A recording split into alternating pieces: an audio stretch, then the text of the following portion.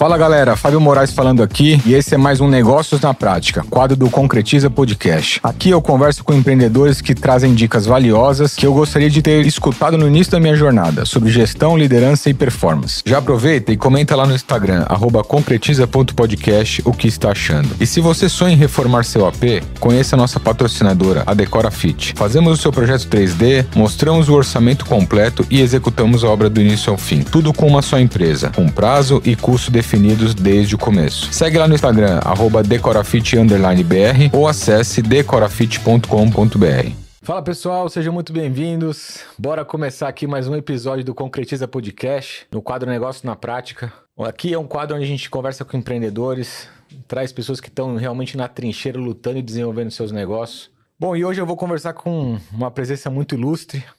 O nosso tema aqui hoje é sobre uma fintech que nasceu do zero, do nada, pivotou o modelo e cresceu no meio de uma pandemia, né? E hoje está aí rampando e alçando voos muito maiores nesse mercado tão disputado e disruptivo aqui no nosso país. Hoje eu estou com o Caio Pilato. Caio é um grande amigo de longas datas, é um empreendedor e, cara, um baita prazer te receber aqui hoje. Obrigado por ter aceitado o convite. Imagina, prazer é meu. Vai ser uma troca, cara, muito interessante. Vai ser bacana. Muitos e muitos anos. Legal. Nem arrisco dizer quantas, mas... Tem uma longa história aí. Uma longa história. Até karatê a gente já fez junto, você lembra dessa? Caraca, bicho. Na época boa de karatê. É. Caião, pra gente poder começar, a Wicambio nasce com um propósito, no meio, basicamente, de uma pandemia aí, né? Exato. Qual dor que você buscava resolver lá atrás, né? Conta um pouco do teu background ali antes de fundar o Wicambio, né? E qual dor inicialmente você olhou no mercado e falou, cara, eu vou tomar o passo de empreender e começar? Bom, primeiro de tudo, quero dizer que foi uma loucura, né? Foi uma loucura total. Trabalhei 10 anos em um banco de câmbio, né, em uma corretora, em um banco de câmbio, um grupo grande, né, um dos maiores do país. E antigamente, antes da pandemia, né, a gente pode dividir entre antes e depois da pandemia esse mercado, porque ele foi totalmente disruptivo pós-pandemia. E antes da pandemia você ia comprar o seu dólar em um shopping, você ia ligar para 4, 5, 6, 10 casas de câmbio diferentes, ou às vezes você nem ligava, ia trocar no aeroporto, pagava mais caro mesmo, e por aí vai. Então, a ideia da Wicambio foi, lá atrás, em 2017 ainda, da gente ser um decolar do câmbio. Então, o cara ia entrar ali no site e comparar todas as plataformas ali de todas as casas de câmbio em uma plataforma só, e ali ele faria a oferta dele para tentar comprar o dólar mais barato. Iríamos plugar as corretoras nesse leilão de ofertas, e ali eu ia ligar o cliente e a corretora, né, que é o fornecedor final, ou o banco em si, e ficaria, obviamente, com uma comissão desse negócio. Criamos a Wicambio, existia um player no mercado, fazendo algo ali bem próximo do que a gente faria. Esse cara cresceu absurdamente, teve um investimento grande por trás e já rodava, né? Então a gente falou, pô, como a gente pode melhorar isso? E aí, em 2019, eu ainda trabalhava no banco, morrendo de medo de sair, mas paralelo, eu tava ali tocando o projeto, eu e meus sócios. Mas a dor inicial que você começou em 17 era de que era a burocracia e a morosidade de a gente ter acesso a dólar, Exatamente. A moeda. E o preço, porque era muito grande a diferença de um lugar para o outro. Você ia comprar no aeroporto, você pagava 5,50, você ia comprar na casa de câmbio do shopping, você pagava 5,30. Então assim, o cara pagava 20 centavos a mais simplesmente por não ter um local onde ele pesquisava todas de uma vez. A dor era essa. O cliente... se conectar rápido com um local mais em conta, próximo à casa dele, e também dar acesso a outras corretoras um pouco menores que estavam ali crescendo, que não podiam competir com outras maiores. Então tinha dor dos dois lados, tanto das corretoras quanto da pessoa física final ali que ia comprar a moeda, né? Maravilha. Aí chegou esse momento que você estava comentando, 2019. 2019. Você estava no banco ainda? Tava no banco, cara. Tinha chegado ali na mesa de operações de banco, que, pô, é o sonho de qualquer pessoa que trabalha no mercado financeiro, trabalhei muitos anos na tesouraria da corretora. Cheguei na mesa de um banco onde estava super feliz, super bem. Só que o empreendedorismo, ele é tudo ou nada, né? E aí meus sócios chegaram pra mim e falaram, olha, ou você sai e toca o negócio, ou a gente vai desistir, porque não tá fluindo como deveria. Realmente não tava fluindo. Ou você se doa 100% para uma coisa, ou não vai acontecer. Principalmente para empreender. Eu acredito que é assim, cara, ou é tudo ou nada. Você mergulha de cabeça ou as coisas não vão acontecer. E aí eu decidi sair do banco, com uma loucura completa. Tava ali estável, com um salário bacana, com bônus, né? Cheguei ali onde demorei 12 anos para chegar, lutei para chegar num lugar aqui. E do nada eu falei, não é isso que eu quero mais, eu preciso de algo mais, eu tenho que ir algo novo, cara, tenho que solucionar alguma dor. Apresentei para os meus sócios, que são meus amigos, nossos amigos, inclusive, e eles me deram um all-in, eles falaram, olha, vamos sair. Chegaram em mim e falaram, olha, a gente garante 1 ano com você, né? Não era o salário que eu ganhava, obviamente, era 1/3 do que eu ganhava, talvez menos. Mas, obviamente, eu tinha que dar minha parcela ali de entrar no risco. Tinha uma parcela menor da empresa, por conta disso tudo. E na loucura eu resolvi sair, isso outubro de 19. Cara, a pandemia começa quando? Comecinho de 20. Comecinho de 2020. O que aconteceu com o papel moeda e com as viagens? Acabou tudo. Acabou. Simplesmente acabou. Eu te digo que foi um ano mais decepcionante da minha vida, aquele meu primeiro ano.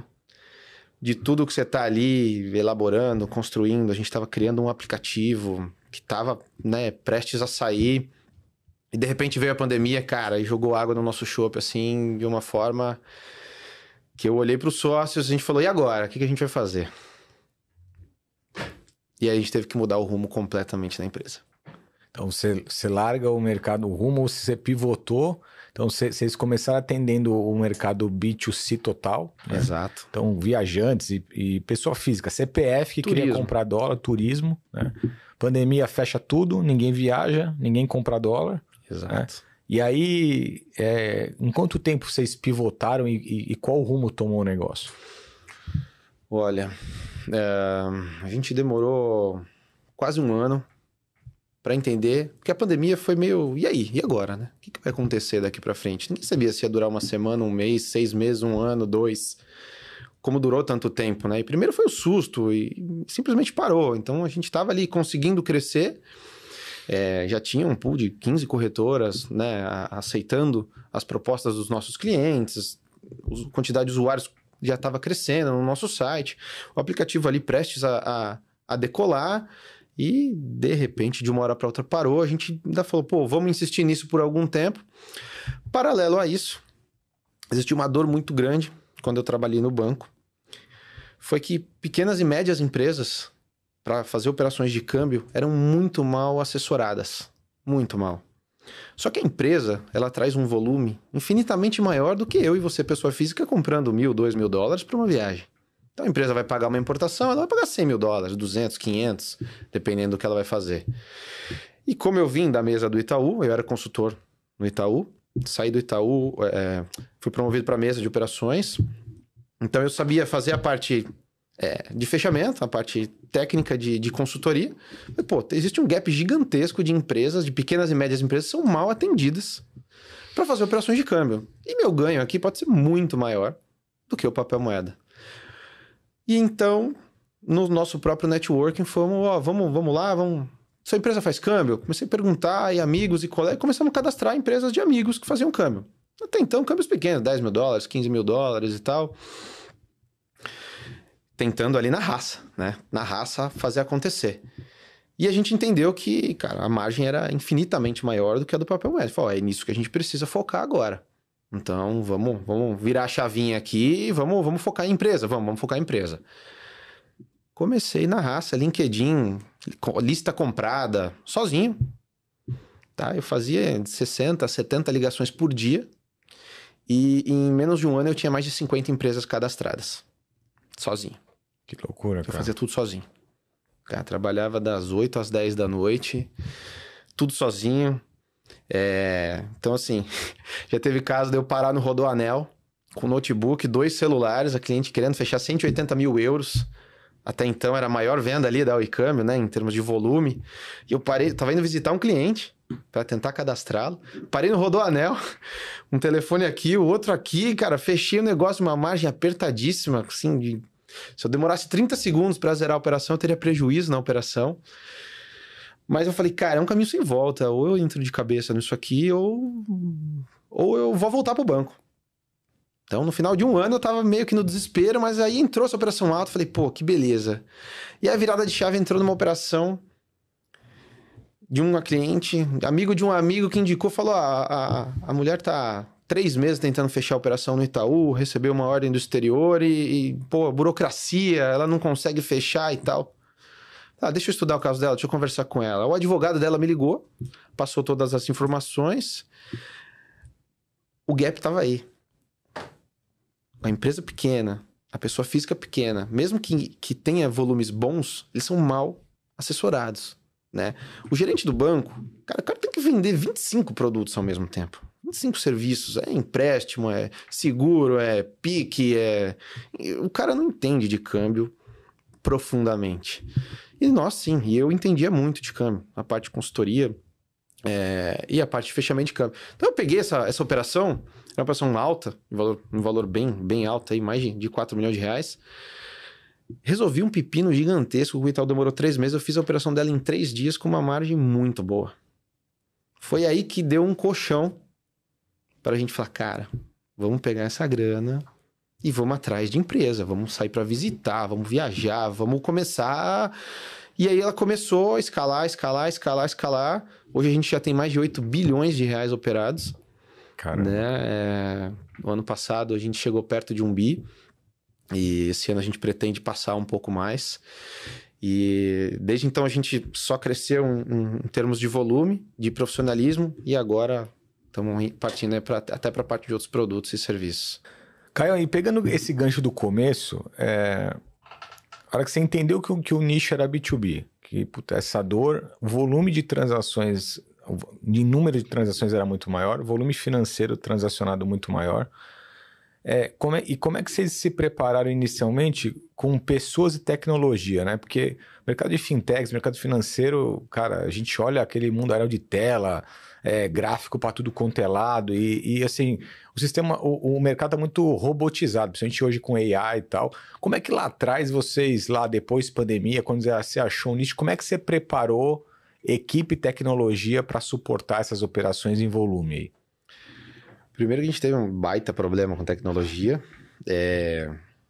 Pegamos uma empresa para fazer o app, gastamos uma grana. Para você ter uma ideia, só investindo em pessoa física no B2C, cara, em 3 anos a gente gastou mais de 500 mil reais. Tá? Desenvolvedores, pessoas ali para... Pessoas tá. E a gente teve que jogar tudo fora porque simplesmente não andou. Coisa não andou, o governo subiu o imposto de papel, de cartão, cara, ninguém ia viajar, agora surgiram as contas internacionais, eu não tenho como competir com grandes nomes, como bancos que já estavam ali, Nomad, BS2, bancos que já tinham conta lá fora, antes mesmo da conta ser aprovada para a pessoa física, o cara já estava lá. Então eu tive que simplesmente pegar e falar, cara, olha, eu vou ter que abandonar isso aqui, tudo que a gente criou, trocar a empresa de tecnologia, e focar na PJ. Cara, o mundo pessoa jurídica, ele é muito mais complexo do que o varejo pessoa física, que a gente chama. Então a gente teve que deixar um pouco a tecnologia de lado e trazer boas pessoas, né? O nosso mercado financeiro, ele é muito caro. Então, assim, trazer pessoas hoje que têm uma experiência larga em câmbio é muito caro. Né? Realmente, assim, no começo da empresa é complicado você fazer algo do tipo. Então, trabalhei 10 anos numa corretora. Por coincidência, a pandemia acabou mandando alguma dessas pessoas embora, pessoas muito boas, que já trabalharam comigo.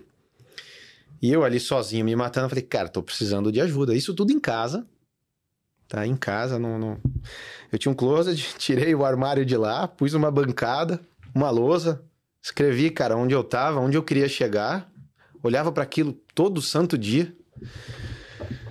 Chegamos em 50 empresas, eu falei, olha, eu não tô aguentando mais, eu vou ficar maluco aqui, eu preciso de alguém. Fomos para um escritório compartilhado, abandonamos a tecnologia e voltamos à era das pedras aí, atendendo... Planilha, Excel, obviamente, a tecnologia dos bancos, os bancos que nós temos parceria, eles já têm um portal, que é onde a gente fecha operações dentro desse portal. Então, assim, é meio caminho andado para quem é um correspondente bancário, né? Legal. Só que eu não tinha CRM, eu não tinha e-mail marketing, enfim, eu não tinha todo o aparato tecnológico, né? E aí aquela ideia de fintech, de fato, ela foi assim... a gente continuou investindo na pessoa física, sim, né? Plugamos a API com o banco, fizemos ali algo super legal. Você demorava 3 minutos para fechar uma operação do início ao fim, que, olha, poucos lugares tinham para você fazer uma operação de câmbio geralmente complexa, né? Você tem que saber a conta internacional, código internacional. Muitas pessoas físicas, assim, não têm isso em mãos, ou até pouco tempo isso não era tão comum. Então ali o cara, colocava o nome do banco, a gente já puxava o código para ele. A única coisa que ele tinha que saber era o nome da conta, né? Mais nada. E o nome do banco e o número da conta, mais nada. Isso ficou muito bacana, mas não andava. A gente decidiu que o pessoa física ali não ia ser, mesmo depois tentando, né? Não ia ser produtivo e não ia dar. Então a gente foi na contramão do mercado, Fabio. A gente pegou, falou, olha, o que a gente precisa? A gente precisa pegar na mão do financeiro da empresa, que é da pequena e da média, que o cara não sabe fazer câmbio. Ele não sabe. Ele não sabe o melhor momento para fechar a operação. Às vezes ele não sabe que ele tem que tirar um radar e a gente tem que orientar para que ele faça aquilo. Ele não sabe, às vezes, nem que o câmbio oscila. Né? Então, nessas ligações, e muitas que a gente faz B2B para cliente, via cold call, SDR ou até empresa, a gente fez uma pesquisa com esses clientes. Mais de 80% das empresas só tem um fornecedor para fechar a operação de câmbio. Ou seja, o cara nasceu a empresa ali e ele abriu a conta no banco tradicional dele. E ali mesmo ele segue. Ele não sabe nem quanto ele está pagando.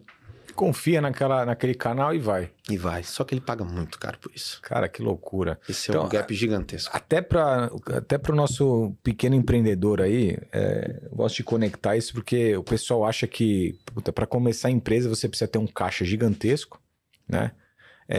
Com muita tecnologia, porque senão de fato você não consegue começar nada, né? Então, você pega a tua história, você enterrou 500 mil reais numa tecnologia que você simplesmente teve que jogar no lixo. Exatamente.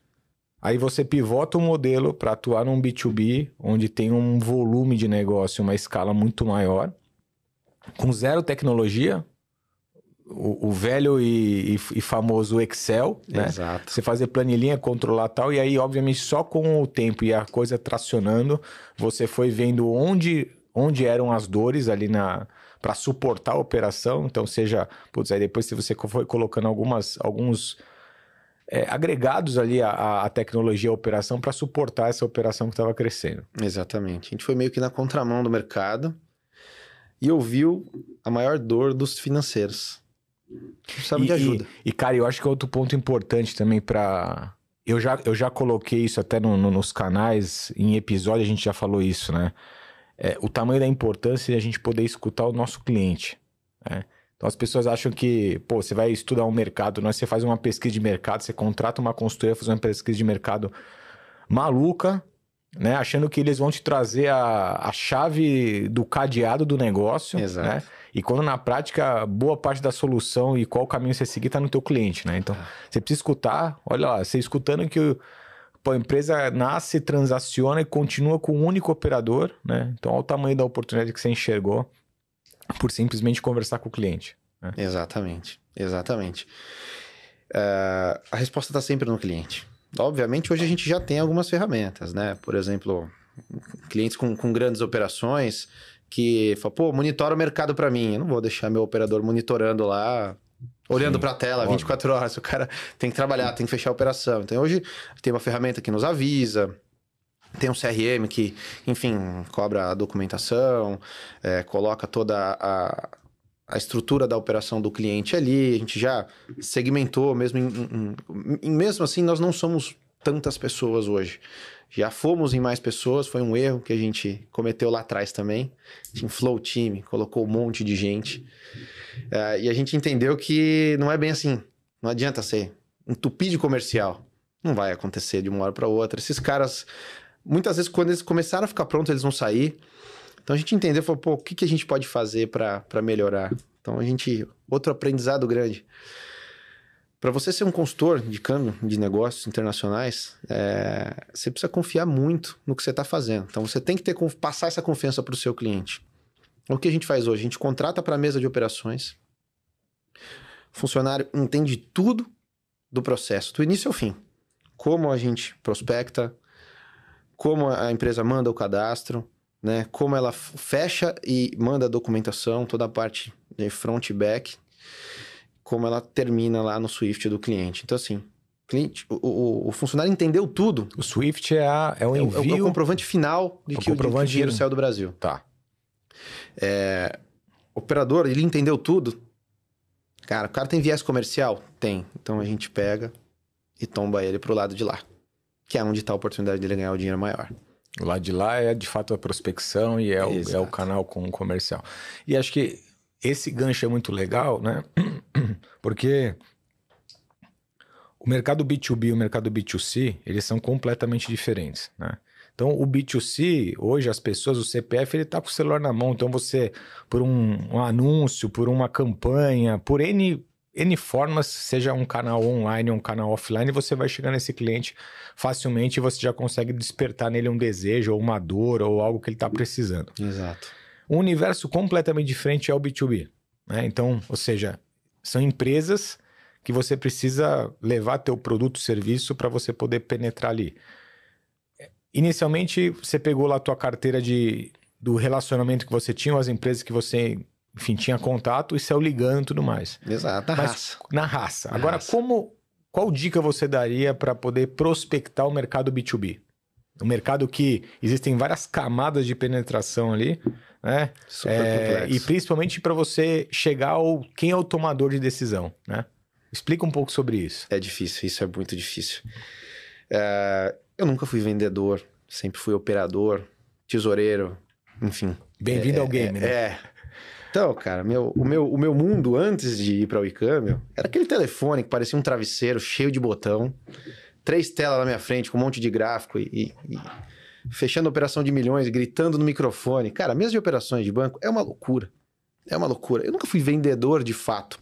Mas na consultoria a gente atendia os clientes e tentava fazer com que eles entendessem do negócio, que eles estavam... Que às vezes eles ligam lá querendo um produto e nem aquilo que eles precisam de fato, é outro.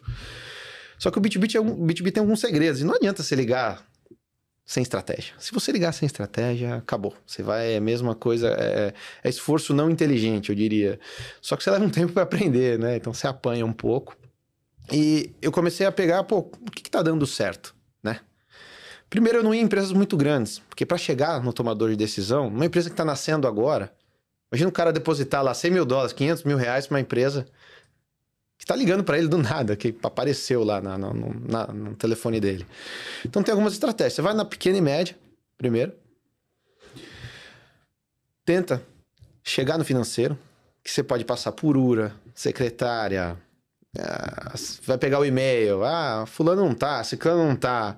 E aí você vai, cara, tentando de alguma forma chegar. A partir do momento que você chegou no financeiro, você já tem que ter na mão todas as objeções. Com o tempo eu fui criando um script. Cara, o que eu tenho que falar na primeira, o que eu tenho que falar na segunda, o que eu tenho que falar na terceira, na quarta e na quinta ligação. Eu insisto 5 vezes. Então na primeira... O que é mais importante do que falar é o que eu não posso deixar de falar. Eu tento criar algum tipo de conexão nesse primeiro contato e tento pegar o telefone dele. Vou te dar um exemplo. Liguei para um cara, se interessou e tal, financeiro, conseguiu o WhatsApp dele. No WhatsApp dele eu já vi, era o cara com uma prancha na mão. Era tudo que eu queria, né? Você cria a conexão com ele. Vamos criar conexão com esse cara. Já liguei, perguntei onde ele surfava. Eu surfo também, cresci na praia, tal, tudo mais. Criamos conexão, o cara topou me ver. Pô, show de bola. E é impressionante no B2B, mesmo com toda a tecnologia que a gente tem hoje, Zoom, Teams, enfim, reuniões online, como o presencial faz diferença. Ah, faz muita diferença, cara. Faz muita diferença. É isso. 90% das visitas se tornavam negócio. Olha que loucura. 90%. Taxa de conversão. Taxa de conversão era muito alta. Era muito alta. O cliente, de novo, queria ser ouvido. Ele queria entender o que ele estava fazendo, mas ele queria que alguém pegasse na mão dele do início ao fim, cara. Porque se você entra num bankline de qualquer banco, para você contratar a operação, tem um monte de sigla lá... Não faz nem ideia. Que as pessoas não entendem. Sim. Aí você liga na mesa, era muito caro, era um absurdo fechar a operação. Para você ter uma ideia, no banco, era R$300 para você contratar, mais R$300 para o cara editar. Para você fechar um contrato, você tinha que deixar R$600. Cara, isso é um gap gigantesco. Não é possível que as pequenas empresas, pequenas e médias, estão pagando tão caro para fazer câmbio.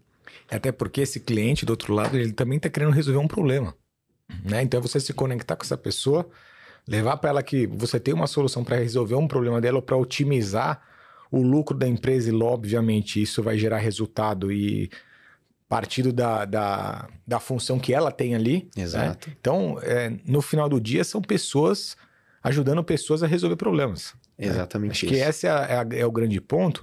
E você destacaria que o sucesso dessa relação B2B, ele está no posicionamento, no dado ou no relacionamento? É um mix, mas eu diria que o relacionamento é uma parcela maior. É uma parcela maior. Mas, por exemplo, até você se relacionar, né? Você não se relacionou. O que é? É mais o teu posicionamento, é o teu pitch?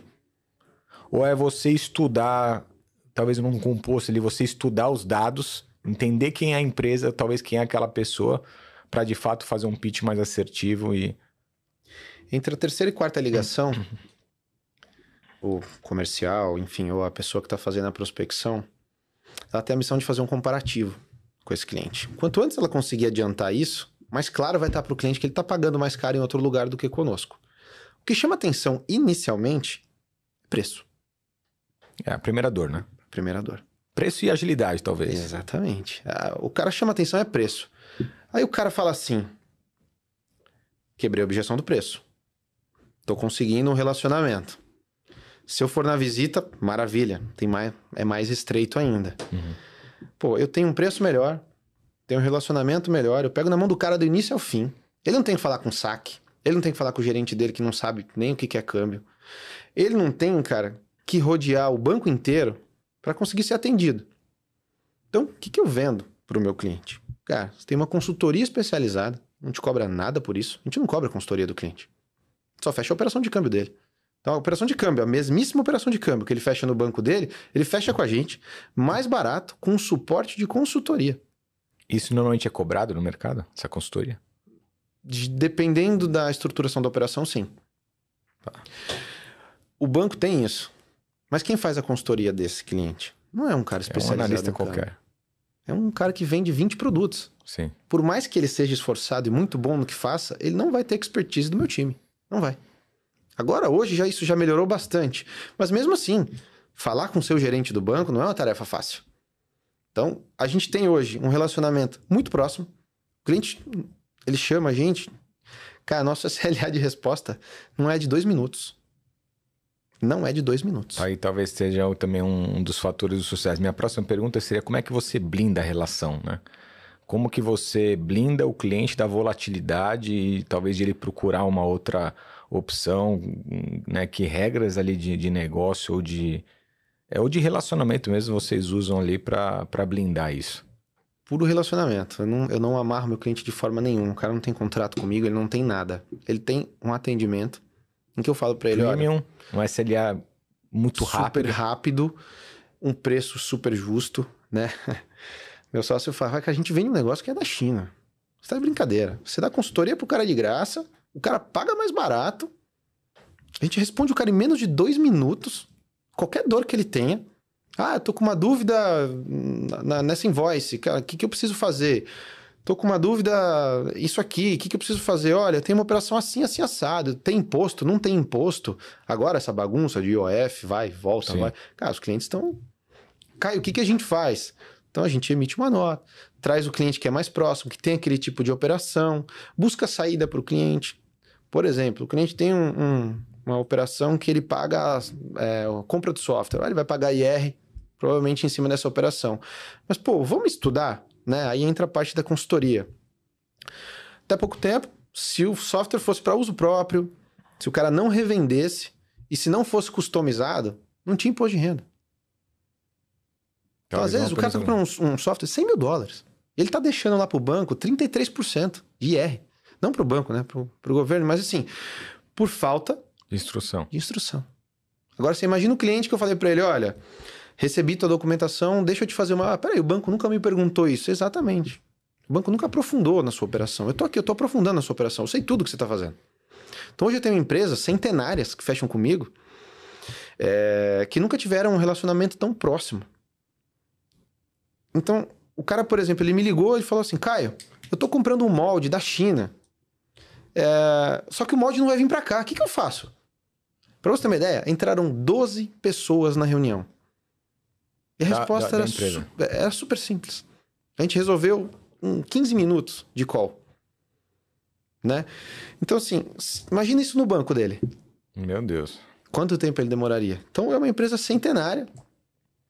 E até um ponto que eu sempre gosto de tocar, assim, pô, a gente é pequeno, comparado a bancos, né? Somos pequenos, bancos e grandes corretoras, sim, somos pequenos, mas olha, a bomba de combustível do teu carro chega porque a gente paga. O farol do teu carro tá lá porque a gente pagou o molde e porque a gente faz a importação. A cera depilatória, né? Um dos nossos grandes clientes ali, a cera depilatória, cara, ela só existe ali, ela tá ali há muito tempo, porque tem um cliente que faz 5 anos que fecha a operação com a gente e tá lá. Então, a tinta só gruda na parede porque, pô, a gente importa ali o material químico que tira o breu pra... Enfim, a gente acaba entrando e entendendo a operação do cliente. Não é só raso. Cara, eu sei o que o cara vende, onde ele monta, como ele monta. Eu entendo a empresa dele. Uhum. O cara não é uma mesa, a gente não é uma mesa em que o cara liga para fechar a operação e acabou. É uma relação fria, simples assim, né? Exato. Tô comprando um dinheiro e pronto. Exato. Às vezes o cara tem ali, preciso mandar um dividendo, como eu faço? O cara não faz ideia de como ele faz para enviar dinheiro para fora. Preciso receber um dinheiro, um aporte de capital, o que eu faço? Os financeiros, muitos financeiros, eles não entendem isso. Ele está ali preparado para o dia a dia, contas a pagar, receber. Quando entra a parte mais técnica, ele precisa de uma consultoria. Sim. Legal, cara, legal. E aproveitando o momento atual aí, né? Como que tá a visão, né, a tua visão com essa bagunça em termos de tarifa e inclusive agora com esse tema do tarifaço aí, como que tá o impacto isso nos clientes aí que você tem e como é que vocês estão tratando isso? Olha... É um impacto sempre direto, né? É impressionante. O nosso mercado, ele sente mais do que tudo. Sim. Então, a gente viu um dólar agora a 6,30, depois 5,40, já tá 5,60 de novo, num prazo pequeno, né? Então, o que a gente vende também na consultoria é previsibilidade. Então, hoje o cliente tem uma operação que ele sabe que ele vai precisar comprar dali a 6 meses, uma máquina de $500 mil, um conjunto de peças, de válvulas, enfim, ele vai ter que fazer algo, um câmbio que ele já sabe lá para frente. Pô, qual é o momento? Né? Ano que vem a gente tem a eleição, a gente tem uma bagunça por completo em termos de impostos, uma insegurança, tanto tributária como jurídica. Como a gente tenta blindar o cliente? Protegendo a margem dele. Tá? Esse tarifaço é algo que assim, a gente não pode. Eu não tenho muito o que fazer nesse meio campo. O que eu posso fazer para o meu cliente, olha, enquanto você pode, compre mais estoque. Caso você tenha caixa para isso, tenha mais estoque. E aí que entra esses novos produtos que a gente está inserindo. Então hoje a gente faz uma operação de hedge. Então o cliente, tanto para enviar quanto para receber, ele pode travar o câmbio dele hoje para pagar dali a 1 ano, 2. Caramba. Isso é previsibilidade. Tá? A gente tem a operação em que a gente adianta o dinheiro para ele. Obviamente com garantias, uma operação um pouquinho mais complexa. Mas para você ter uma ideia, essa operação no banco eu demorava 1 mês para soltar. E hoje, se o cliente me manda a documentação completa, em menos de 5 dias eu faço toda a análise dele de crédito. E se o cliente tem a garantia e ele não precisa do dinheiro em si, ele só precisa travar a taxa de câmbio, no mesmo dia eu faço a operação dele. Então, quer dizer, eu estou travando a tua operação hoje para você me pagar daqui a 6 meses com o câmbio de hoje. Caramba. Isso Então, o cara deixa o dinheiro aplicado, trava. Que garantia ele coloca nessa trava de operação? Diversas, tem duplicatas, tem investimento, ele tem às vezes um contrato com uma empresa muito grande fora e a gente faz uma antecipação de recebível dele, de exportação. Então o cara tem, por exemplo, um contrato com a segunda maior empresa da Índia e ele tem ali, todo mês o cara recebe, só que o caixa dele apertou, ele tá comprando uma fábrica nova, ele precisa de caixa. Só que ele vai tomar um capital de giro, é muito mais caro. Então, a gente, é o que eu falei, às vezes, conversando com o financeiro, a gente entende que a gente tem um produto, um serviço para ele ali, que nem é o que ele estava buscando. Cara, eu tenho algo melhor ainda do que você está buscando no mercado. Então, você vai tomar, às vezes, um crédito aqui no Brasil, com a Selic é 15%, o custo super alto. Não, cara, vamos tomar um empréstimo fora. É muito mais barato. Vamos adiantar o recebível que você tem de exportação aqui, que já está aqui, é um baita num contrato grande. Então, o cliente lá fora não vai passar a dever agora para nós, né? E não para a sua empresa. A gente antecipa para você. Então, assim, a gente escuta o cliente do início ao fim. Então, como que a gente está tratando isso? De novo, relacionamento. Relacionamento e perguntando para os clientes a previsão de futuro deles. Porque não adianta. Eu tenho clientes que começaram pequenininhos ali operando, cara, $40 mil, $20 mil, e hoje o cara faz 4 milhões por mês. Caramba, cara. Olha só importando e revendendo. Eu cresci junto com ele. Com certeza, né? Então, cara, qual a tua previsibilidade para o ano que vem? Caio, vamos crescer 50%. Ó, o que você acha da gente garantir 50%, metade, da taxa de câmbio hoje? Cara, ano que vem é um ano de eleição. É um ano incerto, tem milhões de coisas acontecendo, nossa dívida sobe, nosso déficit está cada vez maior, né? O dólar está caindo no mundo devido a fatores externos, não internos. Se a gente for olhar só o interno, cara, eu acredito que esse dólar é muito mais do que ele está hoje. Com certeza. Né? Então, assim... Estão segurando. Exato. Essa é a consultoria que a gente passa para o cliente e é assim que a gente retém os clientes de forma mais... E agrega valor, abrangente, né? Na cadeia inteira, né? Então, você está fazendo um upsell ali, né? Vendendo outros produtos, criando outros produtos com base na demanda dos clientes, né? Então, olha o tamanho da importância de a gente escutar o cliente, né, cara? Então, você começa a abrir novas linhas de receita na companhia, teoricamente com o mesmo time. Exato. Né? Então, você vai aumentar a margem, você vai aumentar faturamento, justamente por poder entender e escutar teu cliente. Vou gerar previsibilidade. E outra... Ele travou a operação comigo para daqui a 2 anos. Você acha que em 2 anos ele vai ficar procurando outro banco para fechar? Eu trouxe a solução para o cara. Sim. Eu falei para ele que o câmbio dele está travado daqui a 2 anos. Eu tô fazendo uma consultoria, tô dando um atendimento, cara, o melhor que a gente consegue e é muito bom. É muito bom. Diga-se de passagem, ele é muito bom realmente. A gente tem muitos elogios em relação ao atendimento. Eu garanto previsibilidade para mim, para o meu cliente, e assim eu faço a retenção dele. Então, quanto mais eu agrego valor na operação dele, dando previsibilidade, porque às vezes o markup do cara é pequenininho, o cara não pode correr risco de oscilação. Se a gente pensar, pouco tempo atrás, o dólar estava 4,80. E de repente, o cara ali que fez uma operação a 4,80, tem uma parcela para pagar de uma máquina daqui a 1 ano, pagou 6,30. Às vezes essa máquina nem vale mais a pena. Só o percentual de oscilação do câmbio já estraga a viabilidade dele aqui. Acabou com o markup do cara. Acabou com isso. E muito treinamento com o time. Eu ia entrar no assunto do time, né? Lá atrás, quando você fundou a empresa, vocês eram em quantos sócios? Nós fundamos em 4 sócios. 4 sócios. E depois que você pivotou um modelo, veio para o B2B, que você falou, achei a avenida de crescimento, você trouxe mais alguém do time estrategicamente para o quadro? Você colocou alguém como sócio? Como é que você estruturou a operação das pessoas que iam começar e desbravar esse mercado contigo ali para, de fato, formar bons times ali? No final do primeiro ano, que estava aquela loucura, eu prometi que ia pagar o que os sócios investiram, né? E eu estava morrendo de medo porque, honestamente, eu estava eu tava no fundo ali, cara, do poço em relação ao empreendedorismo. Eu falei, cara, não deu certo, sabe? E eu acabei fazendo uma proposta pro sócio, para um desses sócios. Falei, vou comprar sua parte, fica tranquilo, que nem que eu tenha que trabalhar, voltar a ser CLT, eu vou te pagar. Falei para ele. Acabei comprando. E de 4 a gente foi para 3 sócios. Esses outros 2 sócios, o que eu já ouvi em outros podcasts seus e que a gente já conversou também, eu não abriria um negócio sem sócio. Não abriria. Primeiro que bom que a gente compartilha a mesma... Na verdade, acho que quem empreende, cara, acho que sabe o tamanho da dor, né? De dividir a trincheira aí, o dia a dia, sem sócio. Né? Exatamente. É muito difícil você não ter alguém para compartilhar. Então, esses outros 2 sócios que ficaram, eles têm diversas empresas e são pessoas muito estratégicas no negócio para direcionamento. Onde a gente tá caminhando, né, cara? Onde a gente tá indo de fato. Porque, né, barco que não tem direção fica rodando e não chega em lugar nenhum, né? E eles foram estratégicos nesse ponto.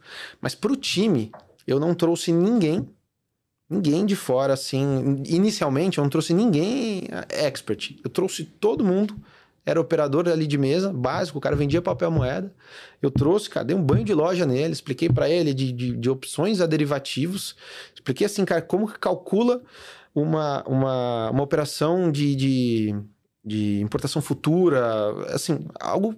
Trouxe o cara mesmo ali, dei um banho de conhecimento de base para ele. Tá? Então hoje, assim, o meu time, o cara, todos eles sabem fazer tudo. Né? A gente tem um time mais enxuto do que a gente já inflou lá atrás, mas todos eles sabem fazer tudo. Desde a prospecção ao cliente, porque todo mundo é vendedor. Todo mundo é vendedor. Tá? É impressionante como todo mundo vende lá. É isso, acho que quando a galera consegue entender isso, né? Eu falo, cara, lá do zelador ao diretor, todo mundo é vendedor e todo mundo tem que aprender a vender. E não vender de uma maneira explícita, mas acho que até a própria forma de você se comunicar, explicar o produto e serviço que você faz, você já está intrinsecamente vendendo, né? Exato. Então acho que é um pouco desse desdobramento que você tem também aí com todos do time. É bem isso. E chegou num ponto em que eu preciso de alguém mais sênior. Lá atrás não dava para contratar, mas honestamente, esse é um dos erros que eu cometi, e se eu pudesse voltar atrás, eu teria contratado alguém sênior muito antes. Muito antes. Formei pessoas, são ótimas, não me arrependo de nenhum deles. Tem uns que saíram que foi uma pena, mas é a vida. Mas assim, hoje eu tenho uma pessoa mais sênior. Eu ia te perguntar, por exemplo, esse tema é muito legal, cara, porque que eu acho que é uma dúvida de grande parte dos empreendedores aí. Quando você vai começar o negócio, por isso que eu te perguntei se tinha alguém no cap table aí, no teu quadro, né, de sócios que você trouxe da operação. Né? Então, no começo, você não tem caixa, você não consegue pagar um cara sênior. Exato. E, na minha opinião, não tem nenhuma outra forma a não ser dividir o sonho com esse cara acreditar junto contigo e esse cara vir empreender junto contigo. Eu tentei. Né? E é uma dor danada porque...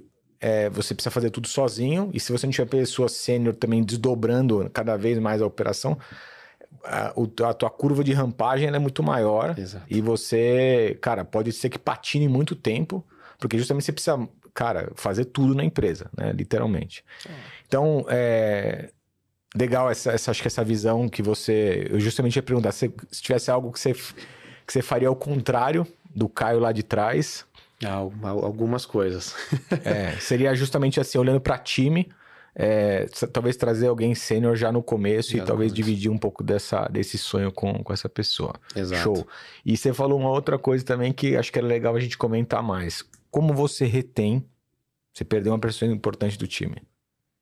Como que você retém hoje, em termos de cultura, valores e o pacote do todo aí, empresa, talentos para essas pessoas não... Porque automaticamente a empresa começa a crescer, começa a ficar com o nome, né, mais presente no mercado. E, cara, a concorrência é maluca todo dia, né? Então não Sim. É só para os clientes, mas nego querendo tomar nossos funcionários, a levar a galera do time a todo custo, né? Então o que vocês têm feito para poder blindar isso? Primeira coisa é o ambiente, cultura, né? Então, Diferente de um ambiente de corretora que, cara, era uma loucura. Era uma loucura. Então, os operadores, né, olhavam para aquela fila de atendimento e a gente gritando, cara, tem 100 clientes na fila para atender, galera, vamos acelerar e tal. E aquilo era uma pressão, cara, difícil. Não era fácil. Aquele ambiente era complicado. Então, uma coisa que eu aprendi foi isso. Quando eu saí da corretora e fui pro banco, eu tinha um time de 3 pessoas ali também embaixo de mim. E saí já para um cargo, acabei sendo sênior, e uma coisa que eu aprendi lá. Cara, tenha humildade, peça ali a orientação e cria um ambiente propício pra gente rodar. Primeira coisa é o ambiente. Segunda é financeiro. Cara, as pessoas não vivem só de elogio. Tá? Então, assim, hoje a gente tem bônus. Cara, meu bônus, ele não tem limite pra cima, né? Obviamente, se a gente não atingir ali as metas financeiras e algumas outras, que não é só a financeira que é importante. Então, a gente tem algumas metas e a gente... Hoje, nossa meta mudou completamente. Antigamente era só financeira. Hoje, não. Hoje o financeiro é a consequência, na verdade, né? Então, a gente tem ali o SLA, que eles têm que cumprir. De atendimento. A retenção, que eles têm que cumprir. Então, assim, quantos clientes cadastrados e ativos eu tenho? Tá? Quantos deles estão operando? Tá? Para você ter uma ideia, 92% dos meus clientes ativos operam regularmente. Caramba, é alto, hein? É uma taxa de retenção muito grande. Muito grande. Terceiro é o financeiro, que anda junto. Não adianta fazer tudo certinho, a gente não performa, né? Tira dinheiro da empresa para dar de bônus também não. E o comercial, para você ter uma ideia, o comercial fica com 35% da receita da operação. Foi outra coisa que a gente mudou ao longo do caminho. Antigamente eu pagava comissão vitalícia pro cara, menor. É que o cara fazia, ativava ali 10 clientes, sentava na carteira dele e ficava recebendo no final do mês. Importância do sócio. Sócio tinha uma empresa, tinha a área de vendas, trouxe essa expertise pra gente, a gente discutiu, pôs um modelo novo. Hoje o comercial entra, ele ganha 35% da receita da operação. No segundo ano ele ganha 10% e no terceiro ele não ganha. Então, como que eu faço esse cara continuar ativando o cliente? Assim, dessa forma. Eu pago mais pra ele trazer cliente novo. Eu tô pagando mais pra ele nos 2 primeiros anos do que ele ganhava antes. Mas ele só vai continuar ganhando mais se ele... continuar colocando cliente novo pra dentro. Então, assim... E a parte de mesa, de operações, é bônus. Atingiu tudo que precisa, eles vão ganhar bônus. Então, legal. O bônus ali, dependendo do quantos por cento a gente passar ali da meta, vai ser o quantos por cento eles vão ganhar pra cima também. Show. E, obviamente, pegando esse gancho, né, que você comentou sobre várias coisas, aí vamos falar um pouquinho, exceto o time, né? O que você faria de diferente aí? Se você estivesse começando um negócio hoje, né? Quais foram os principais erros ou insights que você teve que você faria, cara, totalmente diferente para começar um negócio hoje? Primeiro, mesmo estrangulado, eu dividiria a cadeira com alguém para ser meu sócio, que seja do ramo. Meus sócios são investidores, eles não entendem de câmbio. Eles entendem de empreendedorismo, muito. E direcionaram a empresa para chegar onde ela está, e não tenho dúvida que a participação deles foi extremamente importante. Mas operacionalmente, sempre fui eu. Agora eu tenho uma pessoa com quem eu consigo dividir isso, e foi uma importante. Antes de contratar essa pessoa, eu ainda contratei um consultor, que ele ficou quase 2 anos comigo, para tirar a empresa do ponto A para o ponto B. Implementar métricas e dados. Eu tinha dado, mas tudo espalhado. Muita coisa via e-mail e não tinha um compilado. Cara, hoje eu sei, tenho periodicidade de cliente, sei o quanto eu operei, se meu spread está subindo, se ele está caindo, se a quantidade de negócio que meu cliente fecha em X determinado, em X tempo, está maior ou menor do que ele costumava fechar. Eu sei por divisão quem que o meu comercial tem que atacar por... tipo de negócio. Então, hoje eu tenho 15% de indústria, 10% de varejo, 5% via comissão, 10% de empresas de tecnologia. Então, assim, onde que eu preciso atacar? Se der pau em algum determinado setor, eu tenho outro que vai cobrir. Então, até a prospecção, ela é estratégica. Então, eu teria uma pessoa mais sênior, traria o consultor mais cedo. Eu demorei. quase 4 anos para trazer um consultor. Traria esse cara mais cedo. Dividiria com alguém essa cadeira. Outra coisa que eu errei muito. Inflei a empresa. Enchi de gente. Operação, né? Falei, vou encher de gente e vou encher o faturamento. Vai tocar a operação. Era lógico, tá, né? Negativo. Não foi assim. Formaria pessoas mais cedo. Então, hoje a gente dá até oportunidade, tanto para tirarem os certificados, como até fazerem MBA. Então, a empresa hoje, eu incentivo que eles façam cursos. Já foi numa empresa ou num banco, o cara fala, não, você vai fazer o curso e eu vou pagar para você. Você vai se capacitar sim. Geralmente o funcionário fala, pô, pelo amor de Deus, me paga aí 50%, 40%, 20% que seja. Cara, eu meio que chego para eles e falo, vamos lá, vamos fazer esse curso? Vamos nessa. Então, a minha coordenadora hoje já deve ter uns 5, 6 cursos aí e tá partindo para mais. Capacitaria e daria mais treinamentos até do que a gente já fez. Processo de formação mesmo. Processo de formação. Até pouco tempo, a empresa era o Caio, né? Eu demorei muito para sair do operacional, mas eu só consegui sair quando eu contratei alguém mais sênior. Sim. Então, cara, eu cruzava o escanteio e cabeceava pro gol. Como eu dei o exemplo aqui, eu parei no Rodoanel para fechar uma operação de quase 200 mil euros. Então, assim, eu não precisava ter feito isso. Eu estrangularia o meu operacional também, até a ponto deles falarem, cara, não tô conseguindo sair para almoçar. E eu contrataria mais gente. Caso contrário, não. Inflei comercial, inflei operacional. Achei que tudo ia acontecer e não. Só foi custo. Desapontamentos no meio do caminho. E é engraçado que eu ainda, quando eu fui contratar o comercial, eu falei assim, eu vou contratar um de cada. Vou contratar um cara experiente, pagando mais caro. Vou contratar uma pessoa nova, mas que, pô, eu tô vendo ali que tenha sangue no olho. Vou contratar uma pessoa mais velha, que trabalhe com vendas, mas que nunca tenha trabalhado com câmbio. Vou contratar um cara ali que entende de câmbio, mas ainda talvez não tenha essa pegada comercial, mas eu contratei um de cada. E aí, cara, treinamento em todo mundo, banho de loja. De toda essa galera que passou, ficaram 2. 3. Ficaram 3. E é super difícil, assim. Os 3 que ficaram, 2 já trabalharam comigo. Então, se eu parar pra pensar, esse time todo que eu inflei, um cara ficou. Olha que loucura, cara. Um só. Até eu aprender que eu preciso passar pela mesa de operações, o cara precisa dominar o que ele tá falando para depois ele vender. Porque eu não tô vendendo uma caneta, um bloco que é igual para todo mundo. Eu tô vendendo algo complexo. Se você não tem confiança e firmeza no que o meu operador, o meu comercial tá falando, você não vai depositar $1 milhão na conta que eu falar que é para você pagar. Você não vai pagar. Com certeza não. Você não vai pagar. Não. Demorou muito para eu ter esse tato, essa expertise para falar, pô, não adianta encher de gente. Não é o caminho. Tanto que hoje eu tenho processos mais ágeis, um sistema, tenho pessoas muito mais sêniors.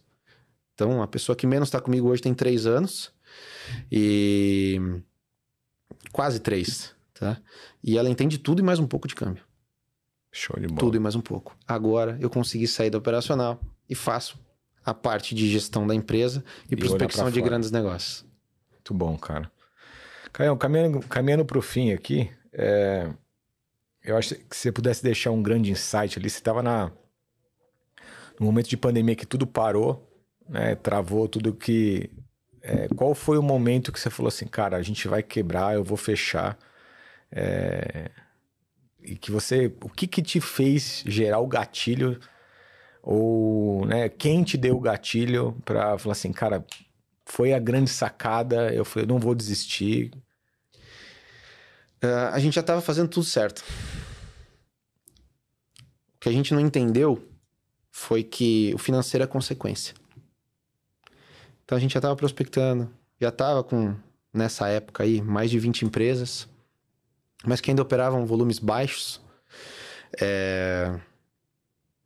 E, assim, primeira coisa, né? Começa. Mas antes até de ter o lado da empresa, você teve um grande divisor de água quando você mudou do B2C pro B2B. Pro B2B. E ali você falou, cara, eu vou quebrar, eu vou fechar. Ali eu ainda tinha esperança no B2C. Tá. Ainda tinha um pouco de esperança no B2C, porque a pandemia, para mim, ela ia acabar, as coisas iam melhorar. Só que o meu mercado ele mudou de imposto, o papel moeda mudou do imposto, saiu de 0,38, foi para 1,1, hoje é 3,5. Imposto regulatório que acabou virando arrecadatório, né? O mercado todo sabe disso, só que o mercado financeiro de tecnologia ele foi muito rápido e criou contas internacionais e tal. E chegou uma hora que eu falei, não vou competir com isso. Vou quebrar. Vou quebrar, não tem como. Foi aí que eu ainda ofereci para o meu outro sócio que saiu, que é uma pessoa maravilhosa, que eu gosto muito dele. Até hoje tem uma super amizade. Foi aí que eu falei, vou quebrar. Só que a gente já tava fazendo tudo certo. E assim, tanto que eu falei que ia comprar e foi uma loucura, cara. Um mês depois, a empresa começou a dar resultado. Um mês depois que eu comprei a parte desse outro sócio e fui comprando, né, a parte dos outros também. Fiz ali a proposta. Porque o operacional era eu. Não tinha alguém comigo. Eu tentei trazer 3 pessoas que não toparam o desafio. Cara, eu conheço muita gente que saiu de banco, tentou abrir um negócio parecido com o meu e voltou pro banco. Muita gente, nem um nem dois. São vários. Então, assim, é muito difícil. Só que, cara, eu tava fazendo tudo certo, tava prospectando, tava colocando empresa pra dentro, tava... E aí começou, e contratou, pegamos uma empresa com um volume um pouco maior, outra com um pouco maior, outra com um pouco maior. Cara, o segredo era fazer certo e não desistir. É isso aí. Fazer certo e não desistir. Acho que o ponto é, cara, não existir plano B de fato, né? O cara tem que fazer o A dar certo, o plano B é fazer o A dar certo. E você ter, cara, fé e esperança que você vai... Se você acredita, né? E vê ali possibilidades mínimas desse negócio tracionar, cara, tem que acreditar. E acho que por fim, cara, deixar uma dica aí pra quem tá pensando em dar esse passo, né? De sair da empresa que tá... quer empreender, seja em que ramo for, que dica que você daria aí para a pessoa que está justamente nesse momento de transição de carreira aí? Primeiro, tente validar minimamente o seu negócio e entenda se de fato ele é escalável, né? Eu validei parcialmente, estava começando a tracionar e veio um fator externo. A gente mudou o rumo para algo muito maior e mais escalável, né? Então, assim, primeiro, se você tem algo bom, valide. Entenda se isso é uma dor, de fato, que vai agregar, que vai gerar, no mínimo, curiosidade dos seus clientes. Então, a gente falou isso aqui também, cara. No mínimo, no mínimo. Esse dado que eu falei, 80% das empresas não tem um segundo fornecedor para comparar a cotação de câmbio, é totalmente real, cara. Mas se você não escuta a dor, não testa minimamente, né? Não. Cara, a gente, assim, todo empreendedor é visionário e sonhador, né? Então ele acha que aquela solução inicialmente dele vai resolver o problema do mundo. Exato. Né? E quando na prática, quando você coloca para funcionar, não é bem assim. Né? A vida real é um pouquinho diferente. Né? Então, justamente, cara, tem que testar, tem que validar, realmente se é uma dor de uma amostragem, nem que seja pequena, né? Para você poder, de fato, dar o passo aí, né? Valide. Tem alguém com você que entenda o que você está fazendo ou que complemente o que você faz, porque é muito importante ser um complemento e vocês têm muito bem isso, né? Você e o Hugo sabe muito bem do que eu estou falando.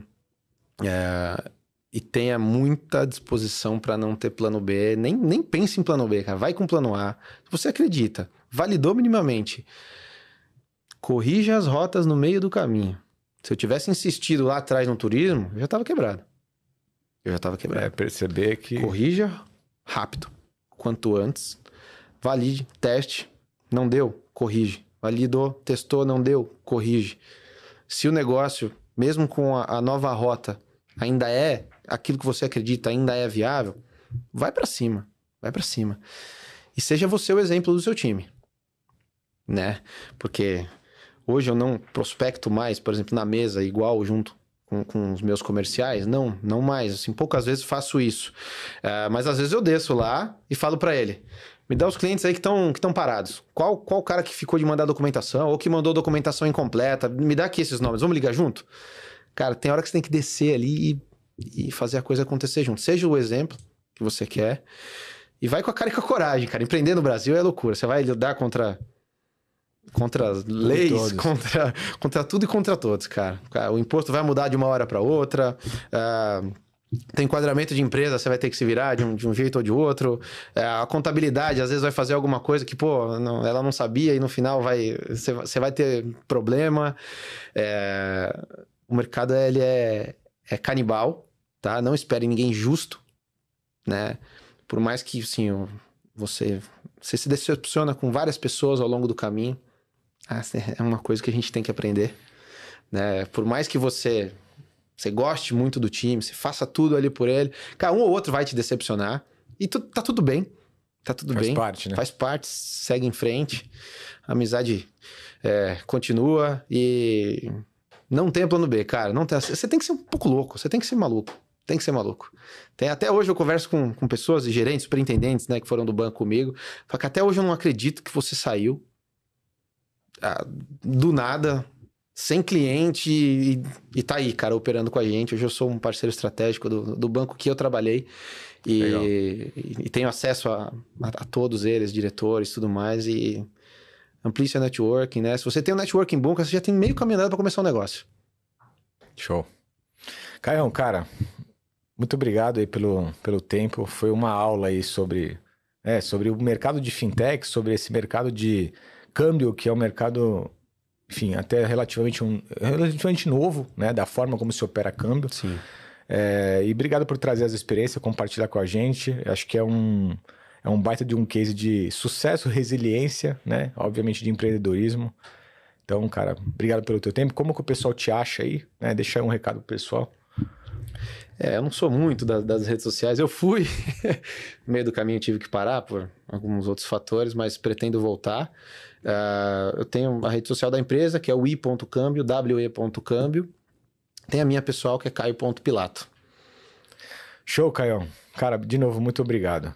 E para você, galera, se inscreva aqui no canal, curtam aqui o episódio, deixe seus comentários, qual o insight, qual dica você gostaria de resolver, que a gente trouxesse aqui Negócios na Prática, né? Então, esse foi mais um episódio. Vocês me acham lá no Instagram, Fábio G. Moraes, ou no LinkedIn, Fábio Moraes também. E é isso aí. Te aguardo no próximo episódio. Valeu!